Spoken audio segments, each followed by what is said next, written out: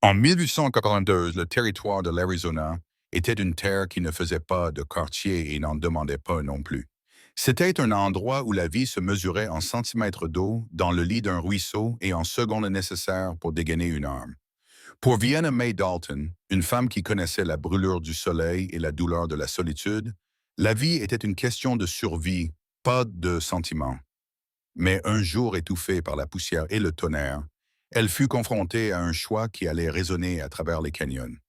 Une mer de cornes, une vague déferlante de longues cornes paniquées, s'abattit sur une seule enfant blessée. L'enfant était Navajo. La sauver signifierait se précipiter dans la gueule d'une mort certaine. L'abandonner signifierait perdre une partie de son âme. Ce qu'elle ne savait pas, c'est que son choix, pris en un battement de cœur, ne s'arrêterait pas avec la poussière retombée. Il allait déclencher une nouvelle tempête qui remettrait en question toutes ses convictions et lui coûterait un prix qu'elle n'aurait jamais imaginé. La chaleur pesait physiquement sur les épaules de Vienna. Elle s'abattait d'un ciel blanc et brûlant, transformant les plaines alcalines du Ranch Dalton en une toile craquelée et stérile. Il n'avait pas plu depuis 3 semaines et l'air semblait si sec qu'il pouvait se briser. Depuis son point d'observation, sur la basse mesa, où elle réparait une clôture cassée par Dieu sait quoi, elle pouvait voir le petit troupeau de bétail de la famille blottie, sans énergie, près du lit presque asséché du ruisseau. Les bêtes étaient maigres, leur peau tendue sur leurs côtes. Encore un mois comme ça, et son père, Bartholomew, devrait commencer à les vendre pour quelques centimes. Vienna, ou Vivi, comme tout le monde l'appelait, essuya une goutte de sueur sur son front avec le dos de sa main gantée de cuir cailleux. À 24 ans, son visage était déjà marqué par le temps. De fines rides entouraient ses yeux, creusés par le soleil, et sa peau était bronzée comme du cuir de sel usé. Ses cheveux châtain clair étaient tressés serrés pour les empêcher de lui fouetter le visage, une mesure pratique contre le vin incessant qui n'apportait aucun répit, seulement un tourbillon de poussière chaude. Elle n'était pas une femme encline à la fantaisie. L'Ouest l'avait débarrassée de cela, le remplaçant par une détermination pragmatique aussi dure et inflexible que la terre elle-même. Elle finit de serrer le nouveau fil de fer, métal brûlant au toucher, et se leva pour inspecter son travail. C'est alors qu'elle le sentit. Pas un bruit au début, mais un frémissement, une vibration faible et persistante qui remontait à travers les semelles de ses bottes usées jusqu'aux os de ses jambes. Son cheval, un robuste poney buckskin nommé Buck, le sentit aussi. Il tourna la tête, dressa les oreilles et fixa intensément le nord, les naseaux dilatés. Vivi suivit de son regard. Au début, il n'y avait rien d'autre que la brume de chaleur scintillante qui dansait au-dessus des plaines. Puis un faible nuage brun apparut à l'horizon, devenant plus grand, plus sombre et plus menaçant à une vitesse anormale. Le faible bourdonnement s'intensifia, se transformant en un son distinct et terrifiant, le roulement du tonnerre de 1000 sabots. Une ruée. Elle prononça ce mot qui avait le goût de sale et de peur dans sa bouche. Ce n'était pas leur troupeau, il était trop grand, se déplaçait trop vite. C'était un troupeau en transit, ou pire, un troupeau regroupé appartenant à l'un des grands barons de l'élevage, probablement poussé avec force et imprudence. Elle se hissa sur la selle de Buck, ses mouvements fluides et économes, fruit d'une vie passée à cheval. Son premier instinct était de survivre, de se mettre en hauteur, de s'éloigner du chemin de la dévastation qui approchait. La vague de cornes et de sabots allait tout détruire sur son passage. Elle fit faire demi-tour à Buck, prête à l'éperonner pour gravir la pente rocheuse du plateau, lorsqu'un mouvement près d'un groupe de peupliers blanchis par le soleil attira son attention. C'était en bas, dans le lit asséché, directement sur le chemin de la ruée. Plissant les yeux, elle vit un petit poney sans cavalier gisant sur le sol, la patte pliée à un angle impossible, et à côté de lui, une petite silhouette, un enfant. Son cœur battait à toute rompre. Tous ses instincts lui criaient de se sauver. Le nuage de poussière était une bête monstrueuse qui tourbillonnait, et le rugissement du bétail était désormais d'une force physique qui martelait l'air. Elle pouvait voir les meneurs, les yeux écarquillés de terreur, leurs cornes massives scintillantes au soleil. Ils étaient à moins d'1 kilomètre et se rapprochaient rapidement, mais elle ne pouvait pas détourner le regard. L'image de la petite silhouette solitaire était gravée dans son esprit, maudissant sa propre conscience. Elle tira sur les rênes de Buck, l'éloignant de la sécurité et le poussant vers la pente escarpée et dangereuse menant au lit de la rivière. « Allez, mon garçon, plus haut! » cria-t-elle, sa voix presque perdue dans le vacarme grandissant. Buck, courageux et sûr de lui, dévala la pente, faisant rouler des cailloux. Lorsqu'ils atteignirent le fond plat et sablonneux du lit de la rivière, Vivi vit clairement la scène. L'enfant était une fille âgée d'au plus 10 ou 11 ans, aux cheveux noirs détachés. Elle portait une simple robe en peau de cerf et des mocassins perlés. Elle était Navajo. Son visage était déformé par la douleur alors qu'elle essayait de dégager sa jambe dessous son poney mort. Le sol tremblait violemment à présent. Le bœuf de tête n'était qu'à quelques centaines de mètres. Il n'y avait pas de temps à perdre. Vivi sauta de sa selle avant même que Buck ne s'arrête dans un crissement de pneus. « Je suis là pour vous aider !» cria-t-elle, espérant que la fillette la comprenne. Les yeux sombres de la fillette, écarquillés de douleur et de terreur, se fixèrent sur Vivi. Elle ne cria pas et ne pleura pas, faisant preuve d'un stoïcisme qui frappa Vivi même au cœur du chaos. « Ta jambe est coincée. » Vivi attrapa les bras de la jeune fille, essayant de la libérer. Mais le poids de l'animal mort était trop lourd. L'odeur de la poussière, de la sueur et du sang emplissait ses narines. Le rugissement du troupeau était assourdissant, une présence physique qui menaçait de les engloutir tout entiers. Il n'y avait qu'une seule solution. Vivi sortit le couteau Bowie de son étui à la ceinture et se mit à genoux. « Je suis désolée, dit-elle, sans savoir si ces mots avaient un sens. Elle se mit à taillader désespérément le cuir et la chair du poney autour de la jambe coincée de la jeune fille. C'était une tâche horrible et frénétique. Les muscles et la peau cédèrent sous ces coupes frénétiques. La première vague de bétail était sur eux, se divisant autour du petit groupe de peupliers comme une rivière se brisant sur un rocher. Mais le gros du troupeau arrivait droit sur elle. Finalement, dans un déchirement écœurant, la jambe se libéra. Elle était mutilée, clairement cassée, mais la fille était libre. Sans une seconde d'hésitation, Vivi prit l'enfant dans ses bras. La fille était légère, mais Vivi tituba sous le poids mort, les poumons en feu.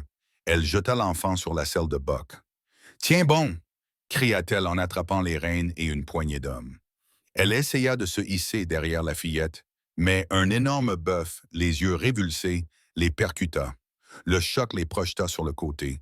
Vivi lâcha les rênes, mais pas la corne de la selle. Elle se débattit, mi-courant, mi-traînée à côté du cheval terrifié, protégeant le corps de la fillette avec le sien. Les cornes et les sabots formaient un tourbillon de mouvements et de morts tout autour d'eux. La laine chaude et fétide des animaux l'envahit. C'était un cauchemar de bruit et de fureur. Buck, pris de panique, se précipita en avant, trouvant un espace momentané dans le flot de corps. C'était juste suffisant. Vivi profita de l'élan pour se hisser derrière l'enfant, ses jambes hurlant de douleur. Elle enroula un bras autour de la taille de la fillette, la serrant contre sa poitrine et attrapa les rênes de l'autre main. « Vas-y, Buck, vas-y !» hurla-t-elle en lui donnant des coups de talon dans les flancs. Le cheval brun répondit à son appel et se lança en avant, se faufilant à travers le labyrinthe vivant de la mort.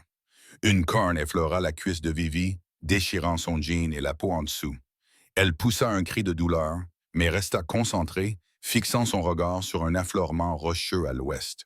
Leur seul espoir de refuge. Ils ne fuyaient plus le troupeau. Ils étaient en son sein, un îlot minuscule et fragile dans un fleuve déchaîné de chair et d'os. Chaque seconde semblait durer une éternité.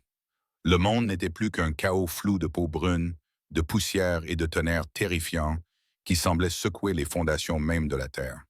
Finalement, dans un dernier élan désespéré, Buck se détacha du bord du troupeau, les flancs haletants, le pelage luisant de sueur et d'écume. Vivi ne s'arrêta pas avant d'avoir atteint le pied de l'affleurement rocheux et s'effondra dans le calme relatif de son ombre. La ruée passa devant eux, une force de la nature qui sembla durer une éternité. Vivi tenait la fillette inconsciente, son propre corps tremblant de manière incontrôlable, l'adrénaline s'échappant pour laisser place à une profonde fatigue douloureuse. Elle regarda le visage de l'enfant, serein maintenant dans son inconscience, puis la jambe déchiquetée et ensanglantée. Elle l'avait sauvé. Mais alors que le dernier membre du troupeau s'éloignait dans un bruit de tonnerre, laissant derrière lui un silence assourdissant et une épaisse couche de poussière, Vivi eut le sentiment accablant que ses ennuis ne faisaient que commencer. Le retour à la ferme des Dalton fut un voyage lent et pénible. La jeune Navajo, Néonie, comme Vivi l'apprendrait plus tard, perdait et reprenait conscience, gémissant doucement chaque fois que les légers soubresauts du cheval lui envoyaient une nouvelle vague de douleur dans la jambe cassée. Vivi avait fait ce qu'elle pouvait, déchirant des bandes de sa propre chemise pour panser la blessure et fabriquant une attelle rudimentaire à partir d'une branche de peuplier. Mais elle savait que cela ne remplaçait pas des soins médicaux appropriés. Le médecin le plus proche se trouvait dans la ville de Redemption, à une journée entière de cheval, un trajet que la jeune fille ne survivrait jamais. Le ranch était la seule option. Alors que la silhouette familière et patinée de la grange et la structure simple et robuste de la maison du ranch apparaissaient, Vivi sentit son estomac se nouer d'appréhension.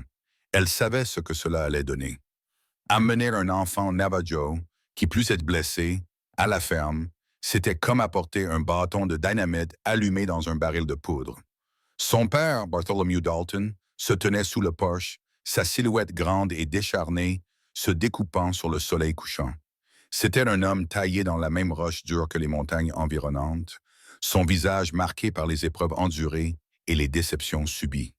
Il parlait peu, mais son silence pouvait être plus lourd que n'importe quel sermon. À ses côtés se tenait son jeune frère, William. À 19 ans, William avait hérité de toute l'obstination de son père, mais aucune de sa sagesse tranquille. Il était prompt à se mettre en colère, ses opinions forgées dans le feu des ragots de saloon et des préjugés superficiels qui imprégnaient leur monde. Il voyait le monde en noir et blanc, les colons et les sauvages, nous et eux. Les yeux perçants de Bartholomew embrassèrent la scène. Il remarqua immédiatement l'état débraillé de Vivi, le sang sur son pantalon déchiré, et le corps immobile de l'enfant qu'elle tenait si précieusement. Il descendit les marches, les mouvements raides, le visage impassible. « Dans quel pétrin t'es-tu fourré cette fois, Vienna ?» demanda-t-il d'une voix grave et grondante. Une ruée vers le nord du pâturage. Vivi répondit d'une voix fatiguée et poussiéreuse. Elle glissa prudemment du dos de Buck, berçant la fillette dans ses bras. Son poney avait été tué. Sa jambe était gravement fracturée. William s'avança, le visage déformé par un rictus de dégoût lorsqu'il vit la robe en peau de cerf et les cheveux noirs de la fillette. « Une Indienne. Tu as risqué ta vie pour une enfant d'Indienne. C'est une enfant, William. » Vivi perdit patience. Elle aurait été piétinée. « Je la mets dans ma chambre. » Elle le repoussa, ignorant la fureur dans ses yeux. Bartholomew ne l'arrêta pas, mais son silence pesait lourdement sur elle. Elle porta la fillette dans la petite maison spartiate et la coucha doucement sur son lit étroit. Les yeux de la fillette s'ouvrirent, sombres et remplis d'une panique animale et effrayée. « Chut !» Vivi adoucit sa voix plus qu'elle ne l'avait prévu. « Tu es en sécurité maintenant. Je ne laisserai personne te faire de mal. » Elle n'était pas sûre que la fillette comprenne ses paroles, mais le ton semblait la calmer. Pendant les 2 heures qui suivirent, Vivi travailla sans relâche. Elle envoya William en ville, moins pour faire des provisions que pour éloigner sa présence toxique de la maison, avec une liste de laudanum, d'acide phénique et de bandages en lin frais. Pendant son absence, elle lava la blessure de la jeune fille avec le soin et la précision qu'elle réservait habituellement à ses précieux filets. L'os était cassé net, mais la chair était gravement déchirée. En nettoyant la saleté et le sang, elle découvrit que la jeune fille portait un simple bracelet en argent et turquoise, d'une facture fine et délicate. Ce n'était pas l'enfant d'un pauvre chiffonnier. Elle était aimée, choyée. Lorsque Bartholomew apparut dans l'embrasure de la porte, il se contenta de rester debout, les bras croisés sur la poitrine. « Ses proches vont venir la chercher, » déclara-t-il. « Ce n'était pas une question. »« Je m'y attends, » répondit Vivi sans lever les yeux. « Et que penses-tu qu'il se passera alors? Ils verront l'une des leurs blessées dans la maison d'un homme blanc. Ils imagineront le pire. Ils pourraient penser que c'est nous qui avons causé cela. Alors je leur raconterai ce qui s'est passé, » dit Vivi, la mâchoire serrée. « J'ai fait ce qu'il fallait, paix. Je ne pouvais pas la laisser mourir. Faire ce qu'il faut ici peut te coûter la vie, ma fille. Ça peut nous coûter la vie à tous, » dit-il d'une voix neutre. Dans ce pays, il se retourna et s'éloigna, laissant Vivi seule avec l'enfant silencieuse et le poids de sa désapprobation. Plus tard dans la soirée, après le retour de William, qui déposa brusquement les provisions sur la table de la cuisine, Vivi s'assit au chevet de la fillette. Elle avait réussi à remettre l'os en place du mieux qu'elle pouvait, en l'attendant solidement. Elle lui avait donné une petite dose de laudanum dilué dans de l'eau, et l'enfant avait finalement sombré dans un sommeil profond et épuisé. Un lien, tacite et fragile, se formait déjà entre elles. Vivi se surprit à observer le doux mouvement de la poitrine de la fillette émerveillée par sa résilience. Elle avait connu tant de violence et de souffrance dans sa jeune vie, et pourtant, elle dégageait une aura de paix profonde pendant son sommeil. Vivi tendit la main et écarta doucement une mèche de cheveux noirs du front de la fillette. Ce moment fut interrompu par William, qui fit irruption dans la pièce. « Des cavaliers approchent, dit-il d'une voix basse et pressante. Une demi-douzaine. Des Apaches ou des Navajos? Je ne peux pas le dire à cette distance, mais ils sont armés. » Vivi sentit son sang se glacer. Elle se leva, le corps douloureux d'une fatigue qui lui transperçait les os. Elle se dirigea vers la porte d'entrée et scruta le crépuscule qui s'épaississait.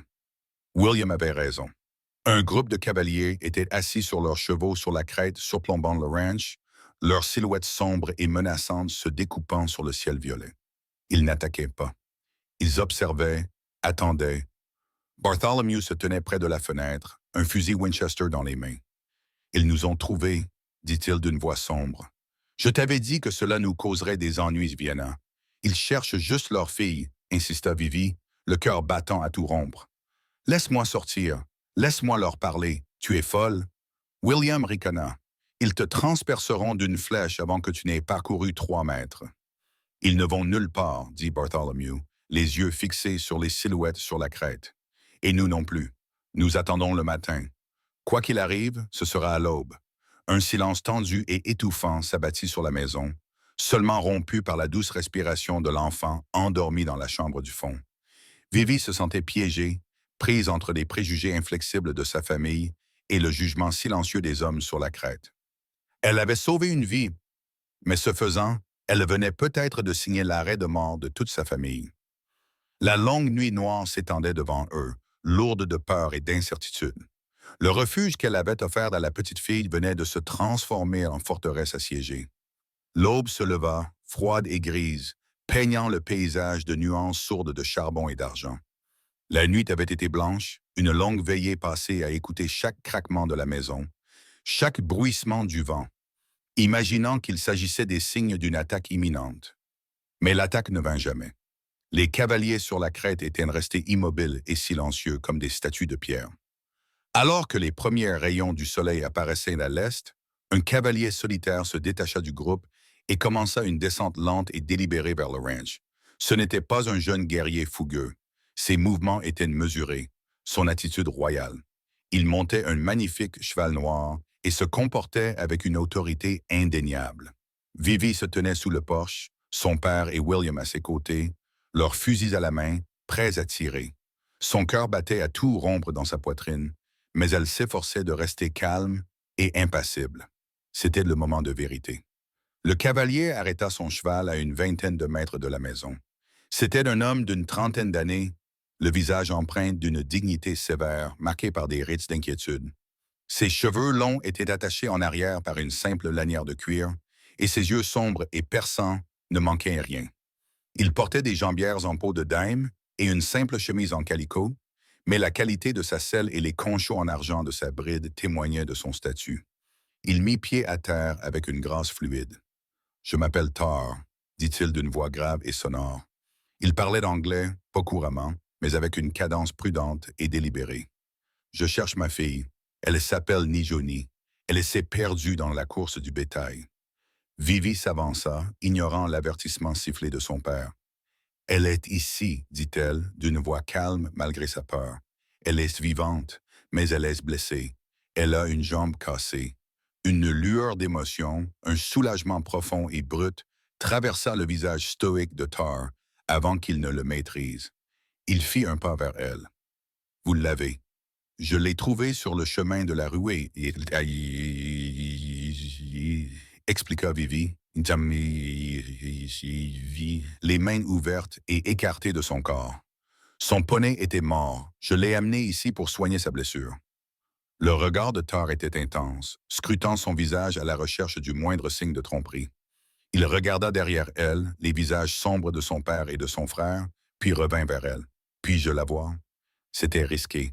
Le laisser entrer pouvait être un piège. Mais en le regardant dans les yeux, Vivi ne vit pas un guerrier rusé, mais un père terrifié. Elle acquiesça. Eldart, venez. Bartholomew serra les poings jusqu'à en blanchir les jointures sur son fusil, mais Vivi lui lança un regard qui l'empêcha de protester. Et elle conduisit Tar dans la maison, dans sa petite chambre où Nehon dormait. La vue de sa fille, pâle mais respirant paisiblement, sembla apaiser la tension qui habitait le corps puissant de Tar. Il s'agenouilla près du lit, posant doucement sa grande main burinée sur les cheveux de la fillette. Il examina le travail de Vivi sur la telle, le visage impassible. Il resta longtemps silencieux, le seul bruit dans la pièce étant la respiration douce de la fillette. Lorsqu'il se releva et se tourna vers Vivi, ses yeux étaient remplis d'une émotion qu'elle ne pouvait nommer. C'était plus que de la gratitude. C'était quelque chose de plus profond, de plus élémentaire. Il la suivit dehors, dans la lumière du matin. Ses guerriers restèrent sur la crête, observant la scène. « Tu as sauvé la vie de mon unique enfant, » dit Tar, la voix chargée d'émotion. « Ma femme a rejoint le royaume des esprits il y a 2 hivers. Non, tu es tout ce qui me reste. La dette que j'ai envers toi ne peut être remboursée ni avec des chevaux, ni avec de l'argent. » « Il n'y a pas de dette, » dit rapidement Vivi. « C'est une enfant. J'ai fait ce que n'importe qui aurait fait. »« Non, » la corrigea Tar doucement. « Pas n'importe qui. Mon peuple n'a connu que la cruauté et la traîtrise de la part des vôtres. Vous avez fait preuve d'honneur. Vous avez fait preuve de courage. » Il marqua une pause, le regard inébranlable. « Une vie pour une vie. Un avenir pour un avenir. Vous avez sauvé l'avenir de ma famille. Je vais donc assurer le vôtre. » Vivi fronça les sourcils, perplexe. « Je ne comprends pas. » Tar prit une profonde inspiration et se redressa de toute sa hauteur impressionnante. « Moi, chef du DA du Canyon Rouge, je demande ta main. » Les mots tombèrent dans le silence tendu comme des pierres dans un étang calme. Vivi le fixa, complètement abasourdi. De toutes les choses auxquelles elle s'était attendue, menaces, exigences, accusations, c'était la seule qui ne lui avait jamais traversé l'esprit. Derrière elle, elle entendit William laisser échapper un petit rire incrédule, qui fut rapidement étouffé par un regard sévère de leur père. « Le mariage, » balbutia finalement Vivi, retrouvant sa voix. « Vous ne pouvez pas être sérieux. C'est le plus grand honneur que je puisse vous offrir, » dit Tar avec une expression tout à fait sincère. « Vous serez choyés, vous serez protégés. Mon peuple deviendra votre peuple. Notre alliance sera un pont entre nos 2 mondes. C'est ainsi que l'on rembourse une dette aussi importante. » Vivi était sous le choc. Ce n'était pas une demande en mariage par amour ou par affection. C'était une transaction, une question d'honneur et de dette dans son monde. C'était complètement absurde dans le sien. « Je suis honoré par votre offre, Tar, » dit-elle en choisissant ses mots avec soin. « Mais je ne peux pas l'accepter. J'ai sauvé votre fille parce qu'elle avait besoin d'être sauvée. Je ne demande rien en retour. » Une ombre passa sur le visage de Tar. Ce n'était pas de la colère, mais une profonde confusion, comme si elle venait de l'insulter de la manière la plus grave qui soit. Dans sa culture, refuser un tel cadeau revenait à insinuer que le donateur ou le cadeau n'était pas digne d'intérêt. « Vous refusez ?» demanda-t-il, sa voix perdant toute sa chaleur. « Oui, » répondit Vivi fermement, même si son estomac était noué. « Je vous remercie pour votre offre, mais ma réponse est non. » Avant que Tar n'ait pu répondre, un nouveau bruit vint couvrir le cliquetis des sabots de chaude qui approchaient au galop.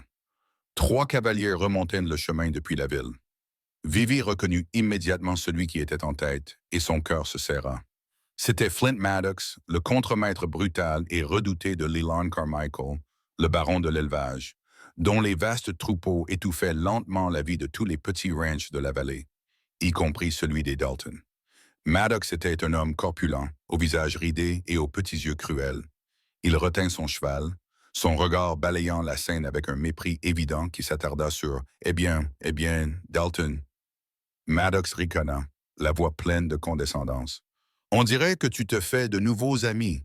Je ne t'aurais pas cru amateur d'Indiens. »« C'est une propriété privée, Maddox, » dit Bartholomew d'une voix dangereusement basse. « Dis-moi ce que tu veux ou pas. » Le rictus de Maddox s'élargit. J'ai affaire à lui, dit-il en pointant son pouce vers Tar. C'est le troupeau de M. Carmichael qui a pris peur hier. Nous avons trouvé des traces, un poney. On dirait qu'un des vôtres, dit-il à Tar, essayait de voler un veau.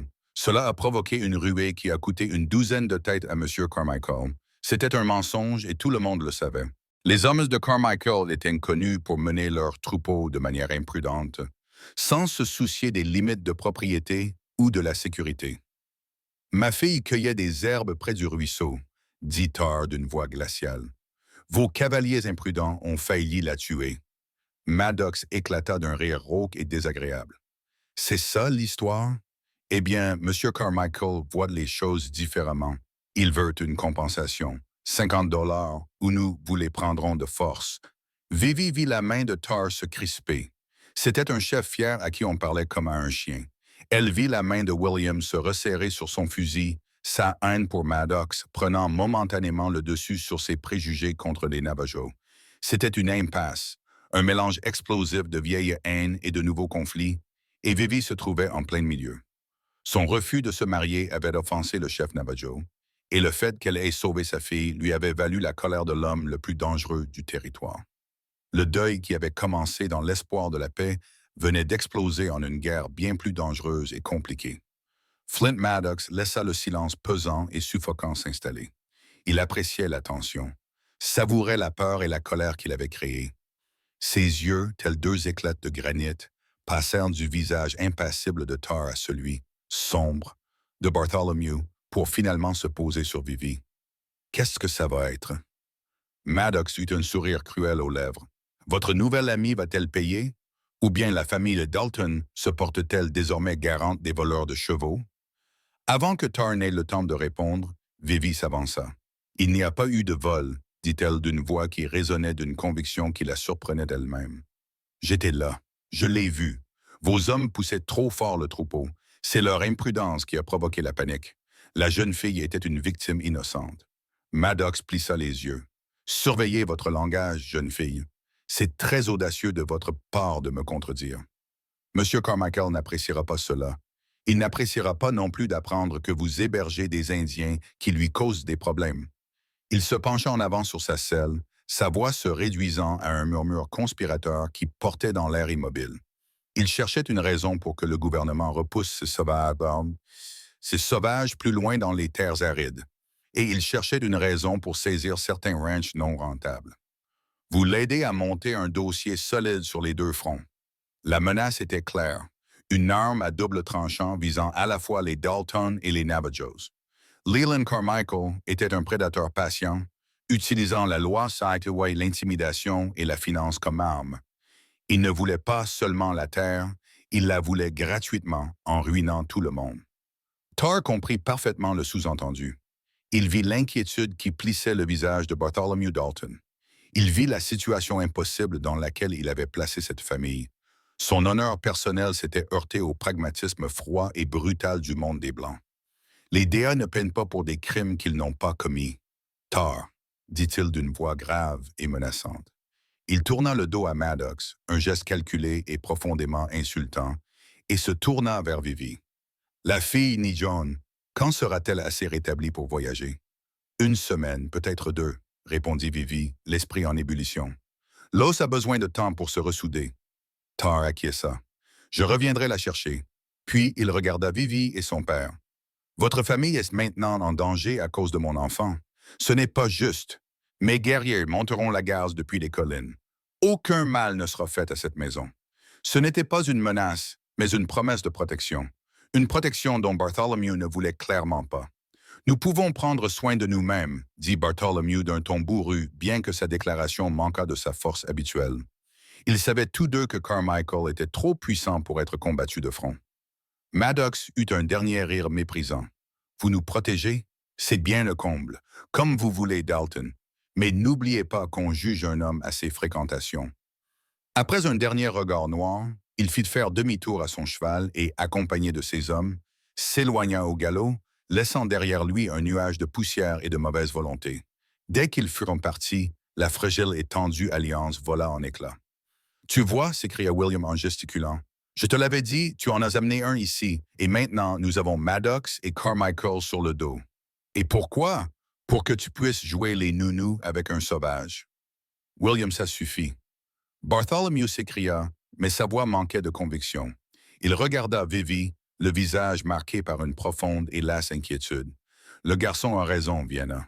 Tu avais de bonnes intentions, mais tu nous as entraînés dans une situation dont nous ne pouvons nous sortir. Carmichael nous presse comme un citron depuis un an. Notre crédit au magasin général est épuisé. Notre bétail est maigre. C'est l'excuse dont il a besoin pour nous ruiner. Alors, nous aurions dû le laisser mentir. Le laisser extorquer un homme innocent, rétorqua Vivi d'une voix forte. Ce que tu appelles innocent, le reste du monde appelle des ennuis, rétorqua son père. Il soupira en passant une main sur son visage. L'offre de protection de Tar ne fera qu'empirer les choses. Carmichael verra cela comme un soutien au Navajo contre lui. Il nous écrasera. Et Tar, qui était resté silencieux pendant l'échange amer de la famille, monta alors sur son cheval. Son visage était impassible et digne, mais Vivi pouvait voir le conflit dans ses yeux. Son refus de sa proposition avait porté atteinte à son honneur. Pourtant, son devoir de protéger ceux qui avaient sauvé sa fille était absolu. Mon offre ne vous appartenait pas, que vous l'acceptiez ou la refusiez, dit Tar en regardant Bartholomew droit dans les yeux. C'est une question d'honneur personnel. Votre fille a sauvé ma famille. Mes hommes veilleront. C'est tout. Il fit demi-tour et repartit vers la crête pour rejoindre ses guerriers, laissant les Dalton dans un silence brisé et furieux. Au cours des jours suivants, un calme inquiétant s'installa dans le ranch. Fidèles à leurs paroles, les hommes de Tar étaient constamment présents, silencieux, dans les hauts rochers, visibles uniquement sous forme d'ombres fugaces ou de reflets occasionnels du soleil sur le canon d'un fusil. Leur présence était profondément dérangeante pour William, qui les voyait comme des vautours prêts à fondre sur leur proie. Pour Bartholomew, ils étaient la déclaration publique d'une alliance. Il n'en voulait pas, car cela faisait de sa famille une cible. Mais pour Vivi, leur présence était étrangement réconfortante. Elle était également source d'une complexité croissante dans sa relation avec Néonie. La jeune fille se remettait peu à peu. La fièvre dans sa jambe était tombée et, grâce au repos et au bouillon que Vivi lui préparait, ses joues avaient retrouvé un peu de couleur. C'était une enfant vive et curieuse. Bien qu'elles aient peu de mots en commun, elles commencèrent à communiquer par des gestes et des dessins réalisés au fusain sur des morceaux de bois. Aucune ne voulait dessiner le symbole de son clan, et Vivi esquissait un dessin grossier représentant une longue corne. Aucune ne voulait lui apprendre le mot Navajo pour désigner l'eau, et Vivi lui apprit le mot cheval. Au cours de ces moments tranquilles, Vivi commença à voir le monde à travers les yeux de l'enfant. Elle découvrit une vie profondément liée aux saisons, à la terre, aux histoires transmises de génération en génération. C'était un monde à 1000 lieues de la lutte acharnée des Dalton pour leur survie. Leur combat constant contre la sécheresse, les dettes et la dépression. Une amitié fragile fleurissait au cœur du conflit, comme une tendre pousse verte poussant à travers la terre brûlée. Mais cette paix n'était qu'une illusion. Un après-midi, alors qu'elle vérifiait le niveau d'eau dans leur puits, Vivi découvrit le coupable derrière leur clôture brisée. De lourdes empreintes de sabots et une odeur distincte de graisse rance.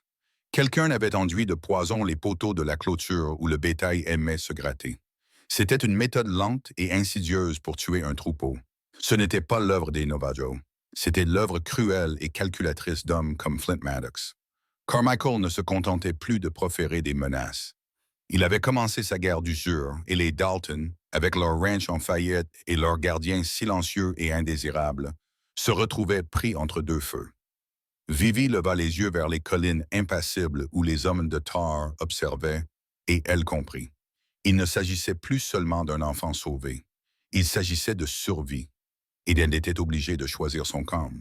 La découverte des poteaux empoisonnés fit courir un frisson dans la propriété des Dalton qui n'avait rien à voir avec la fraîcheur des nuits du désert.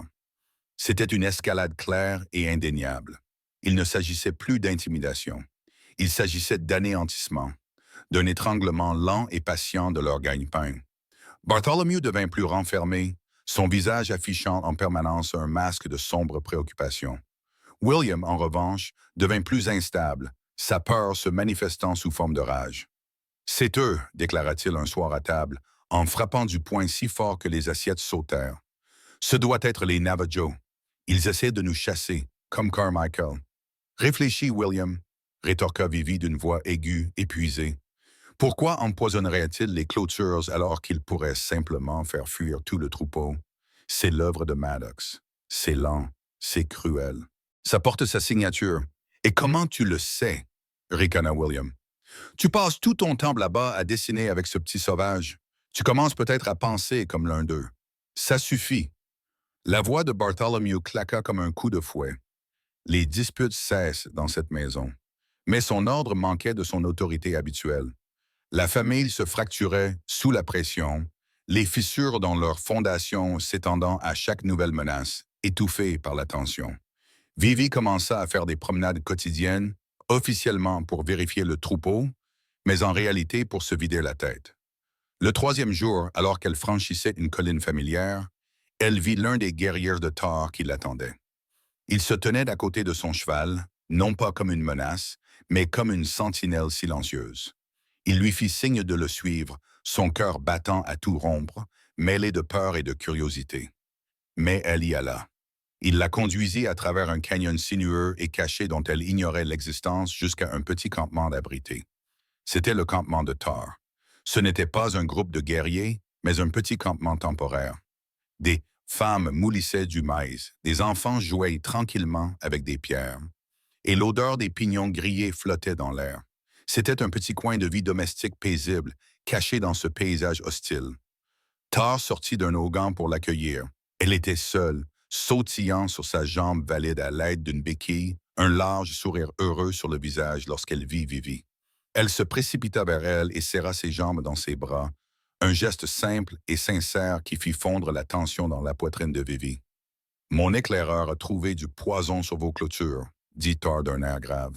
« Nous avons nettoyé les poteaux, mais cet homme, Carmichael, il n'arrêtera pas. »« Je sais, » admit Vivi en baissant les épaules. « Mon père pense que votre présence ici aggrave la situation. »« Peut-être, » concéda Thor.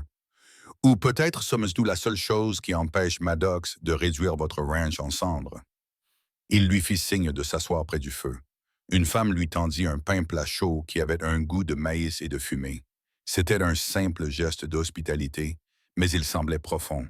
« Pourquoi faites-vous cela? » demanda Vivi en le regardant droit dans les yeux. « J'ai refusé votre offre. Je vous ai humilié devant vos hommes. » Thor fixa le feu pendant un long moment avant de répondre. « Ma proposition était une question d'honneur et de tradition. C'est ainsi que mon grand-père aurait remboursé une telle dette. Mais j'ai observé votre monde. J'ai vu ses aspects tranchants. Votre refus n'était pas une insulte. Je le comprends maintenant. Il venait de votre cœur, de vos propres traditions. L'honneur ne peut être une chaîne. Ma dette envers vous demeure, mais le paiement doit être acceptable pour vous. » Il interrompit son regard et leva les yeux vers elle. « La protection de votre foyer, la sécurité de votre famille.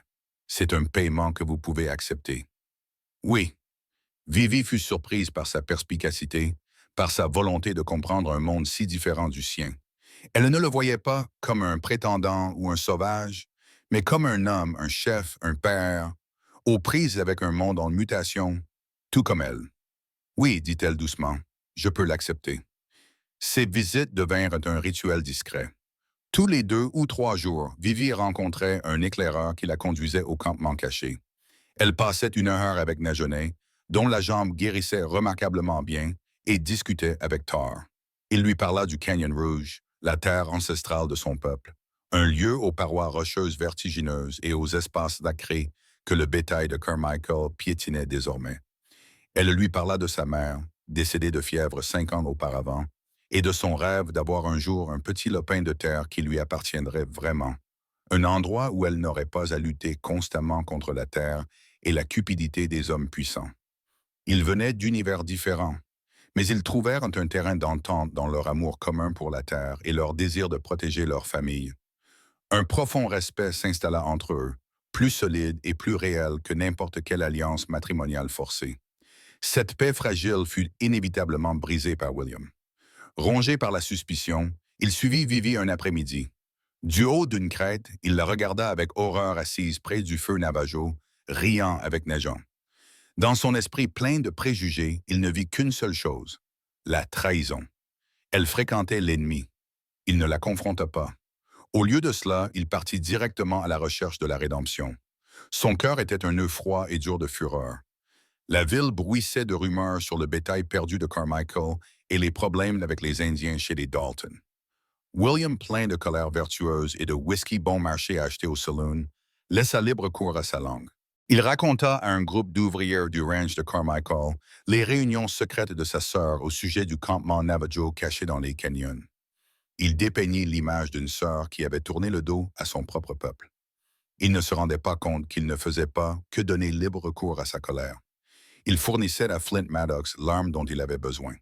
Lorsque Vivi revint au ranch ce soir-là, le soleil projetant de longues ombres lugubres, elle ressentit un profond sentiment de malaise. L'air était trop calme. Elle regarda vers les collines où les guerriers de Thor montaient habituellement la garde. Il n'y avait rien, juste un paysage vide et silencieux. L'alliance précaire, la seule chose qui séparait sa famille de la ruine, avait disparu, et elle avait le sentiment écœurant de savoir qui était responsable. Le silence des collines était plus menaçant que n'importe quel cri de guerre. Pendant 2 jours, il n'y eut aucun signe de Thor ou de ses hommes. Le paysage autour du ranch Dalton semblait nu, exposé. Bartholomew vaquait à ses occupations avec un air sombre et fataliste, tandis que William alternait entre un silence maussade et des éclats défensifs, refusant de croiser le regard accusateur de Vivi. Il savait ce qu'il avait fait. Ses paroles prononcées sous l'emprise de l'alcool en ville avaient été une trahison, et les conséquences pesaient désormais sur eux tous comme un nuage d'orage prêt à éclater. Le 3e matin, la tempête arriva. Elle ne commença pas par un raid, mais par quelque chose de bien plus insidieux. Alors que Bartholomew allait puiser de l'eau au puits pour le café du matin, il fut frappé par une odeur chimique nauséabonde. L'eau dans le seau était trouble, avec un reflet huileux à la surface. « Reculez », cria-t-il en laissant tomber le seau. « Ne buvez pas ça. » Quelqu'un, profitant de l'obscurité, avait déversé un baril de produits antiparasitaires pour moutons ou un autre poison dans leur puits, leur seule source d'eau potable. C'était un coup dur, un acte de cruauté calculé destiné à rendre le ranch invivable. Ils étaient systématiquement démantelés, pièce par pièce. Maddox, Vivi prononça ce nom comme une malédiction. C'était sa réponse au départ des hommes de Thor. La panique commença à s'installer. Leur gourde contenait moins d'une journée d'eau. Le ruisseau était presque à sec, et le peu d'eau qui restait était à peine potable pour le bétail, sans parler de la consommation humaine pour la tête. Ils étaient isolés, vulnérables et étouffés. Comme sur commande, 2 cavaliers apparurent à l'horizon. Il s'agissait de Flint Maddox et du shérif de la ville, un homme nommé Brody. Le shérif Brody était un homme énergique et blasé qui essayait généralement de maintenir la paix, mais qui était connu pour être à la solde de Leland Carmichael. Ils s'approchèrent de la ferme et Maddox observa la scène avec une satisfaction suffisante. « Bonjour, Dalton. Vous avez des problèmes? » demanda-t-il, les yeux brillants d'une sympathie feinte. « Vous avez empoisonné notre puits, Maddox, » accusa Vivi en s'avançant, les poings serrés. Maddox ricana. « Voilà une accusation grave. Avez-vous des preuves, shérif? Cela ressemble-t-il à quelque chose qu'un citoyen respectable comme moi ferait? » Le shérif Brody se tortilla inconfortablement sur sa selle, évitant le contact visuel. « Vienna, à moins que vous ne l'ayez vu faire, vous ne pouvez pas dire des choses comme ça. »« C'est l'œuvre de Carmichael, » dit Bartholomew d'une voix grave. « Il veut nos terres, et il ne reculera devant rien pour les obtenir. »« Tout ce que M. Carmichael veut, c'est ce qui est juste, » dit Maddox d'un ton suave. « Et en parlant de justice, shérif Brody, voici quelques documents pour vous. » Le shérif s'éclaircit la gorge et sortit une liasse de papier. « Bartholomew Dalton, j'ai ici un avis de saisie de la Bank of Redemption. Il indique que vous avez 3 mois de retard dans le remboursement de votre prêt. J'ai également une hypothèque sur votre troupeau déposée par le magasin général pour une dette impayée de 200 $. Il fit une pause, l'air sincèrement désolé pendant un instant. « Je suis désolé, Bartholomew. La banque exige le remboursement de la dette.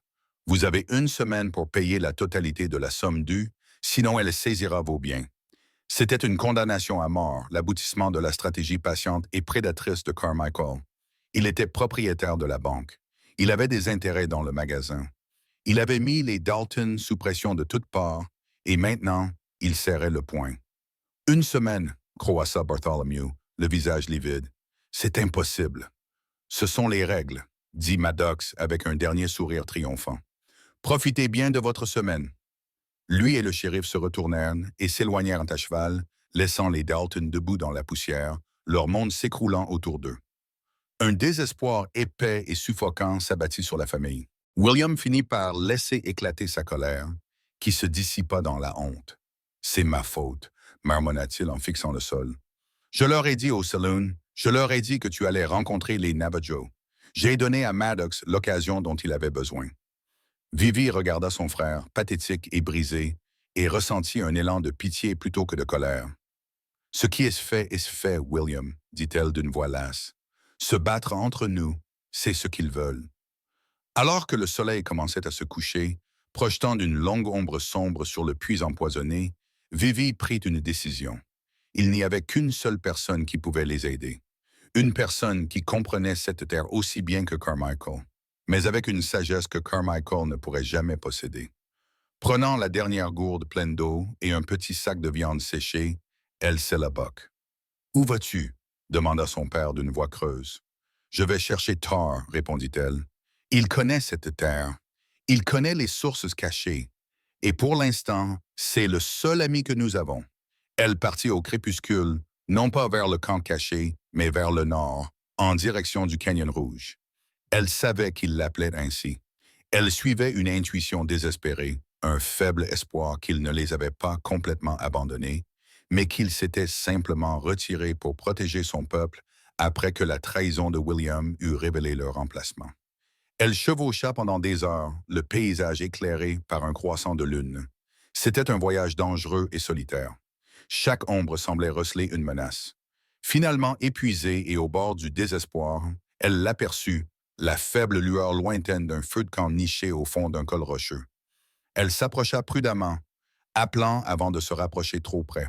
« Ta, c'est Vienna Dalton. » Un guerrier sortit de l'ombre, son fusil pointé sur sa poitrine. Il la reconnut et baissa son arme, lui faisant signe d'entrer. Elle trouva Tar assis près du feu avec la moitié de ses guerriers. Son visage était sombre. « Les paroles de ton frère ont mis mon peuple en danger, » dit-il d'une voix neutre, dépourvue de sa chaleur habituelle. « Maddox sait désormais où nous trouver. Nous avons dû partir. »« Je sais et je suis désolé pour ce qu'il a fait, » dit Vivi d'une voix suppliante. « Mais Maddox a agi. Il a empoisonné notre puits. La banque va fermer. Nous avons une semaine avant de tout perdre. » Tara écoutait sans expression, ses yeux sombres fixés sur son visage. Le silence s'éternisait et l'espoir de Vivi commençait à s'estomper. Elle avait insulté son honneur. Son frère avait trahi sa confiance. Pourquoi devrait-il les aider? Ce Carmichael Tahata dit enfin, rompant le silence. Il est comme une maladie, un fléau sur la terre qui empoisonne tout ce qu'il touche. Il pense que parce qu'il a des clôtures et des lois sur papier, il est propriétaire de la terre. Il ne comprend pas. La terre s'appartient à elle-même. Il se leva, sa décision prise. Il a apporté la guerre à mon peuple et au vôtre. Il a déshonoré l'eau qui donne la vie à tous. Cela ne peut pas durer. Il se tourna vers ses hommes. Levez le camp. Nous partons à l'aube. Il regarda Vivi et Brian pour la première fois depuis son arrivée. Elle vit une lueur de l'homme qu'elle avait appris à respecter. Votre combat est désormais le mien. Pas pour l'honneur, pas pour une dette, mais pour la terre et pour nos enfants. Vivi ressentit un soulagement si profond qu'elle faillit s'effondrer. L'alliance n'était pas rompue. Elle avait été forgée à nouveau, non pas dans la tradition ou la gratitude, mais dans le feu d'une menace commune. En regardant les guerriers Navajo se préparer à partir, elle comprit qu'il ne s'agissait plus seulement de sauver le ranch de sa famille. Il s'agissait de prendre position. Le plan de Tar était stratégique et rusé, et non une guerre ouverte. Il comprenait que la force de Carmichael, son immense troupeau, pouvait être transformée en faiblesse. Grâce à leur connaissance combinée du terrain, ces guerriers allaient faire disparaître les 3000 têtes de bétail dans les profondeurs du labyrinthe du Canyon Rouge, les dispersant là où les cowboys de Carmichael mettraient des semaines à les retrouver. Le rôle des Dalton était crucial. Ils devaient retarder la fureur inévitable de Flint Maddox. Tard dans l'après-midi suivant, Maddox arriva comme un coup de tonnerre, le visage livide. « Où sont-ils » rugit-il en descendant de cheval avec une fureur qui effraya son propre cheval. « Où est le troupeau de Carmichael? Vos amis indiens viennent de les emmener. » Je ne sais pas de quoi vous parlez, Flint, répondit Vivi d'une voix calme, le cœur battant à tout rompre. Son sang-froid ne fit que le rendre encore plus furieux. Il repoussa William pour se mettre face à Vivi. Je vais vous le demander une dernière fois. Sa menace mourut dans sa gorge. Bartholomew se tenait sous le porche, son vieux fusil Winchester pointé droit sur la poitrine de Maddox. Le garçon t'a dit de partir, dit-il d'une voix aussi froide et ferme que le rocher des masses. Maddox se figea, prit au piège et poussa un juron. Il recula vers son cheval. Ce n'est pas fini, grogna-t-il. Quand Carmichael arrivera demain, il fera venir la loi, l'armée s'il le faut. Toi et tes amis sauvages, vous serez pendus. Il s'éloigna au galop, laissant sa menace empoisonner l'air. Ce soir-là, Tar revint de sa mission, couronné de succès. C'est fait, annonça-t-il simplement. Il faudra une saison pour les rassembler. Ils se rassemblèrent autour d'un petit feu. Les deux familles, l'une blanche, l'autre Navajo, unies par la victoire du jour. Naomi, dont la jambe était presque guérie, était assise près de Vivi, symbole silencieux de leur destin entremêlé. C'est alors que Tar regarda Vivi, l'air sombre. Ma demande en mariage est issue des anciennes coutumes. Il commença à parler d'une voix grave et sonore. Je vois maintenant que le monde est en train de changer. Un pont entre nos peuples est nécessaire, mais il ne peut être construit uniquement sur la dette ou la tradition. Il soutint son regard avec une sincérité absolue. Je te le demande à nouveau, Vienna May Dalton, non pas en paiement d'une vie, mais comme un commencement. Non pas pour ma main en mariage, mais pour un partenariat. Unissons nos familles. Affrontons ce nouveau monde ensemble, en tant qu'alliés, en tant qu'égaux. Ce n'était pas la même proposition. Il ne s'agissait pas d'un remboursement. C'était un choix librement offert, une chance de construire quelque chose de nouveau. Vivi regarda son père, qui approuva lentement et délibérément d'un signe de tête. Elle regarda William, qui croisa son regard avec un respect nouveau. Finalement, ses yeux revinrent vers Tar, le fier chef qui ne la voyait pas comme un objet d'honneur, mais comme une personne. Oui, dit Vivi d'une voix claire et forte dans la nuit du désert. Oui, je serai votre partenaire. L'avenir était dangereux et inconnu. Carmichael arrivait et le combat était loin d'être terminé. Mais pour la première fois, la ferme ne semblait plus être un avant-poste isolé au bord de la ruine. Sous le vaste ciel étoilé de l'Arizona, une nouvelle famille s'était formée, non pas par le sang, mais par le courage et l'espoir commun d'un nouveau départ. Ainsi, l'histoire de Vienna ne s'achève pas avec une robe de mariée et une vie tranquille. Elle commence par une poignée de main et une promesse. La promesse de s'unir contre un monde qui cherchait à diviser pour mieux régner. Son geste pour sauver un enfant eut des répercussions, forgeant une alliance qui allait redéfinir le sens même de la famille et de la communauté dans l'Ouest impitoyable. Leur combat contre Leland Carmichael ne faisait que commencer. Mais désormais, ils ne l'affrontaient plus en tant que victime isolée, mais en tant que front uni, témoignant de l'idée que la véritable force ne réside pas dans la domination, mais dans le respect mutuel. Ce n'était pas seulement l'histoire d'une fille sauvée. C'était l'histoire de deux cultures qui, sur une parcelle de terre poussiéreuse de l'Arizona, ont choisi la compréhension plutôt que la haine et le partenariat plutôt que les préjugés. Si cette histoire de courage, d'honneur et de naissance d'une alliance improbable vous a ému, prenez un moment pour cliquer sur le bouton «J'aime» et la partager avec quelqu'un qui apprécie les récits sur l'Ouest sauvage. Et n'oubliez pas de vous abonner à notre chaîne. Nous nous engageons à découvrir et à raconter les histoires que vous ne trouverez pas dans les livres d'histoire, les véritables drames humains qui ont façonné le cœur de l'Amérique. Cliquez sur le bouton «S'abonner» et sur la cloche de notification pour ne plus jamais manquer un voyage dans le passé.